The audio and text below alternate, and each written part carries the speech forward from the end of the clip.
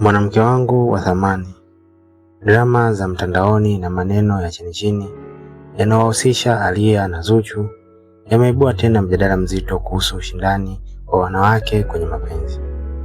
Wakati mashabiki wa kurasa za udaku wakichagua timu za kushabikia na kuvutana kuwa nani ni mrembo zaidi, mimi nitajadili saikolojia ya uhusiano.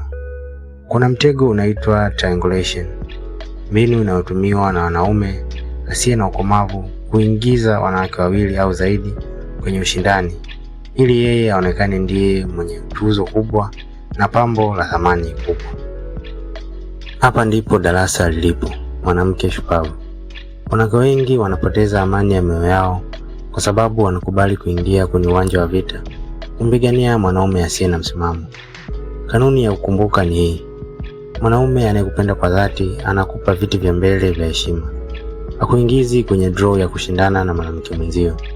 Ukiona unaanza kuvaa vizuri au kuposti vitu mtandaoni ili kumkomesha mwanamke mwingine, ujue tayari umeshapoteza thamani yako. Mwanamke wa thamani hashindani na kivuli. Akiona mwanamume anaacha mlango wazi kwa wengine, yeye anajiondoa kwenye huo mchezo kwa sababu anajua utu wake haupimwi kwa kushindana na watu wengine. Linda amani ya moyo wako. Usiruhusu mwanaume asiye na msimamo akufanye uonekane mdogo kupigania nafasi kwenye maisha yake. Na ujiulize, je, ni sahihi kwa mwanamke kuvumilia na kupambana na mwanamke mwenzake ili kulinda nafasi yake kwa mwanaume? Au ukiona ushindani unastahili kuondoka? Shusha maoni yako. Asante.